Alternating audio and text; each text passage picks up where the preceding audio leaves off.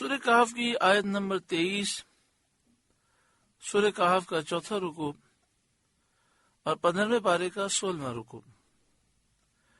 اللہ رب العالمین نے ارشاد فرمایا وَلَا تَقُولَنَّ لِشَيْءٍ إِنِّي فَاعِلٌ ذَلِكَ غَدًا، اور ہرگز کسی بات کو نہ کہنا کہ میں کل یہ کر دوں گا، إِلَّا أَن يَشَاءَ اللَّهُ، مگر یہ کہ اللہ چاہے۔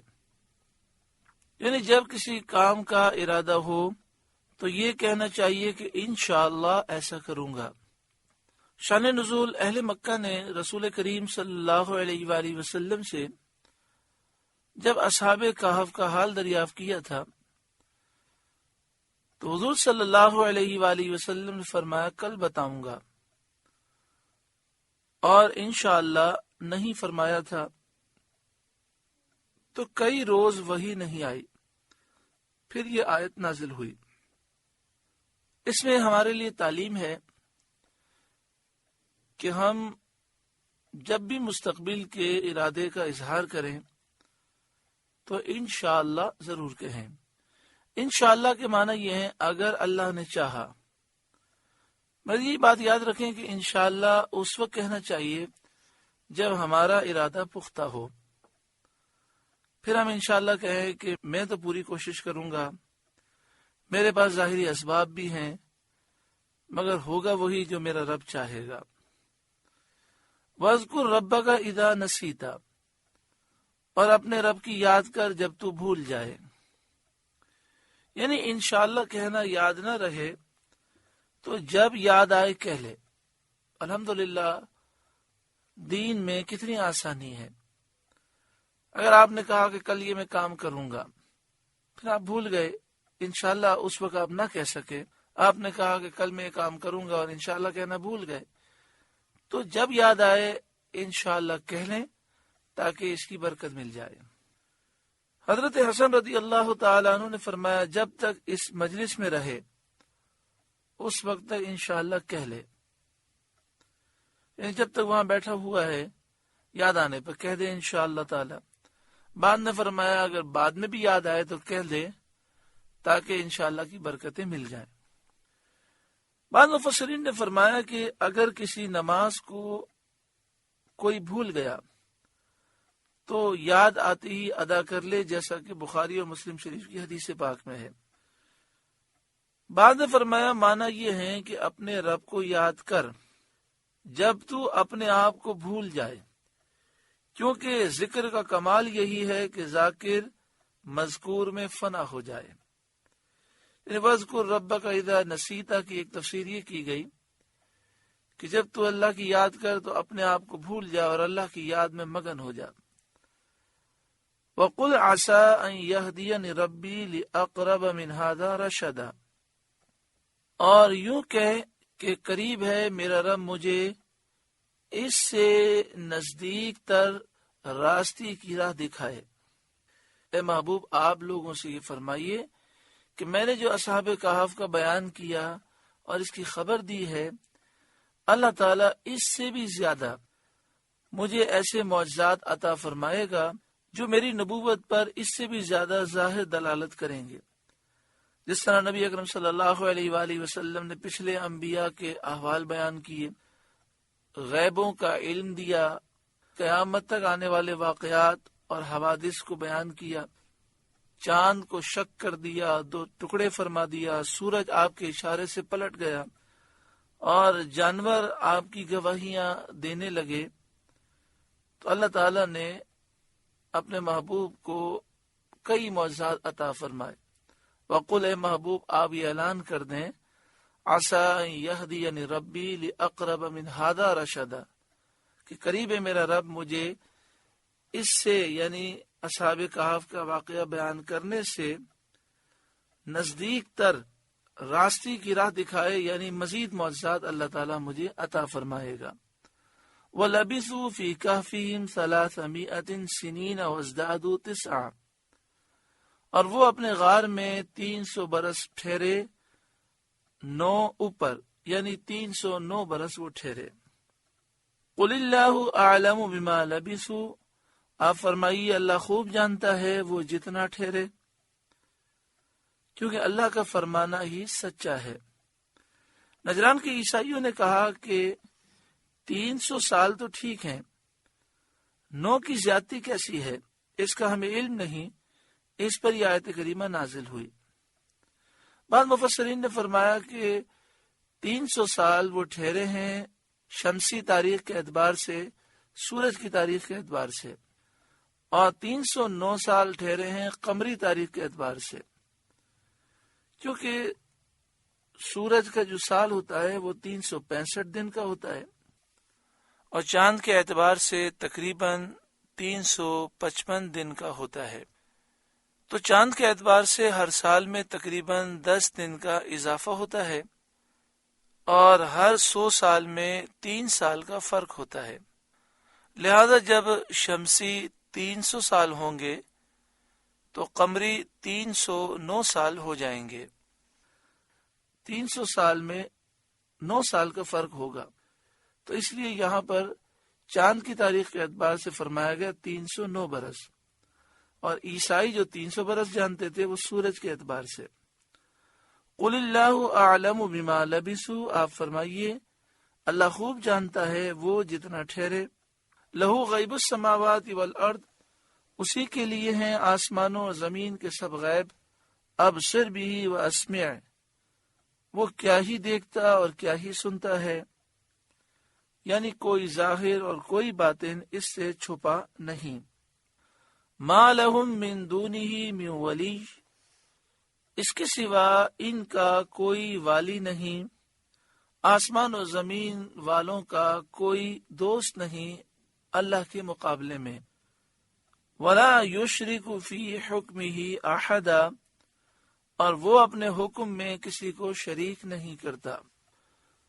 وَاتْلُ مَا أُوحِيَ إِلَيْكَ مِن کتاب ربک، اور تلاوت کریں جو آپ کے رب کی کتاب آپ کو وحی ہوئی۔ لا مبدل لکلماتی، اللہ کی باتوں کا کوئی بدلنے والا نہیں، اور کسی کو اس میں تبدیل کرنے اور تغیر کرنے کی قدرت نہیں، قوت نہیں۔ وَلَن تَجِدَ مِن دُونِهِ مُلْتَحَدًا، اور ہرگز تم اس کے سوا پناہ نہ پاؤ گے۔ وَاصْبِرْ نَفْسَكَ مَعَ الَّذِينَ يَدْعُونَ رَبَّهُمْ بِالْغَدَاةِ وَالْعَشِيِّ، اور اپنی جان ان سے مانوس رکھیں جو صبح و شام اپنے رب کو پکارتے ہیں۔ یریدون وجہہ، اللہ کی رضا چاہتے ہیں۔ ولا تعد عیناک عنہم، اور آپ کی آنکھیں انہیں چھوڑ کر اور پر نہ پڑیں۔ ترید زینت الحیات الدنیا، کیا تم دنیا کی زندگی کی زینت چاہو گے؟ اس آیت کریمہ کا شان نزول یہ ہے کہ یہاں پر یہ فرمایا گیا کہ جو اللہ کے نیک بندے اخلاص کے ساتھ ہر وقت اللہ کی عبادت میں مشغول رہتے ہیں، محبوب آپ انہیں اپنے پاس رکھیں۔ کفار کے سرداران کفار کی ایک جماعت نے سید عالم صلی اللہ علیہ وآلہ وسلم سے عرض کیا کہ ہمیں غریبوں اور شکستہ حالوں کے ساتھ بیٹھتے ہوئے شرم آتی ہے، اگر آپ انہیں اپنی صحبت سے، اپنی محفل سے جدا کر دیں تو ہم آپ کی بات سنیں گے اور پھر ہم اسلام لے آئیں گے، اور ہمارے اسلام لے آنے سے بہت سارے لوگ اسلام لے آئیں گے اور اسلام کو بہت فائدہ ہوگا۔ تو نبی اکرم صلی اللہ علیہ وآلہ وسلم نے انکار فرما دیا۔ آپ نے فرمایا غریب مسلمان جو اللہ کے نیک بندے ہیں، میں ان کا دل نہیں توڑ سکتا اور انہیں اپنے آپ سے دور نہیں کر سکتا۔ اس پر یہ آیت کریمہ نازل ہوئی، وَلَا تُطِعْ مَنْ أَغْفَلْنَا قَلْبَهُ عَنْ ذِكْرِنَا، اور اس کا کہا نہ مانو جس کا دل ہم نے اپنی یاد سے غافل کر دیا۔ وَاتَّبَعَ هَوَاهُ، اور وہ اپنی خواہش کے پیچھے چلا۔ وَكَانَ أَمْرُهُ فُرُطًا، اور اس کا کام حد سے گزر گیا، یعنی اس نے اپنے آپ کو برباد کر دیا۔ تو ہمیں ان لوگوں کے پیچھے نہیں چلنا چاہیے جو اللہ کی یاد سے غافل ہیں، جو نفس کی خواہش کے پیچھے چلتے ہیں، جنہوں نے اپنے آپ کو برباد کیا، بلکہ ہمیں حق کی اتباع کرنی چاہیے۔ دیکھیں، اس میں ایک نصیحت اور بھی ہے کہ آج لوگ اسلام کی طرف مائل کرنے کے لیے گناہ کرتے ہیں، اور جب سمجھایا جائے تو کہتے ہیں کہ بھئی ہم تو دین کی تبلیغ کے لیے کر رہے ہیں۔ نبی اکرم صلی اللہ علیہ وآلہ وسلم کو کافروں نے کیا کہا کہ اگر آپ اپنی مجلس سے ان غریب مسلمانوں کو دور کر دیں اور آپ ان سے کہیں کہ بھئی میری محفل میں آپ نہ بیٹھیں، تو ہم آپ پہ ایمان لے آئیں گے، اسلام کو بہت فائدہ ہوگا۔ تو آپ صلی اللہ علیہ وآلہ وسلم نے اس وجہ سے کہ یہ بڑے بڑے سردار مالدار ایمان لے آئیں گے، آپ نے غریب مسلمانوں کو دور نہیں کیا۔ آپ نے ان مالداروں سرداروں سے فرمایا اگر ایمان لاؤ تو تمہارا اپنا بھلا ہے، نہیں لاؤ گے تو تم اپنا نقصان کرو گے۔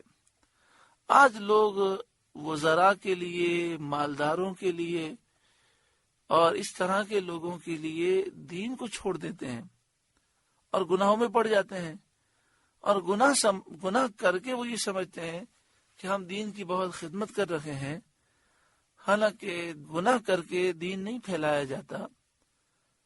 ہمارے بزرگوں نے جو دین پھیلایا ہے وہ اللہ اور اس کے رسول کی فرمانبرداری کر کے پھیلایا ہے۔ اللہ تعالیٰ عمل کی توفیق عطا فرمائے۔ وَقُلِ الْحَقُّ مِن رَبِّكُمْ، اور آپ فرما دیں کہ حق تمہارے رب کی طرف سے ہے، یعنی اس کی توفیق سے ہے۔ حق اور باطل ظاہر ہو چکا، میں تو مسلمانوں کو ان کی غربت کے باعث تمہاری دلجوئی کے لیے اپنی مجلس مبارک سے جدا نہیں کروں گا۔ فمن شاء فلیؤمن، تو جو چاہے ایمان لائے، ومن شاء فلیکفر، اور جو چاہے کفر کرے۔ یعنی اپنے انجام کو، اپنے ٹھکانے کو انسان سوچ لے اور سمجھ لے۔ انا اعتدنا للظالمین نارا، بے شک ہم نے ظالموں یعنی کافروں کے لیے وہ آگ تیار کر رکھی ہے، احاط بہم سرادقها، جس کی دیواریں انہیں گھیر لیں گی۔ وَإِن يَسْتَغِيثُوا يُغَاثُوا بِمَاءٍ كَالْمُهْلِ يَشْوِي الْوُجُوهَ، اور اگر پانی کے لیے فریاد کریں گے تو ان کی فریاد رسی ہوگی اس پانی سے کہ چرخ دیے ہوئے دھات کی طرح ہے کہ ان کے منہ بھون دے گا۔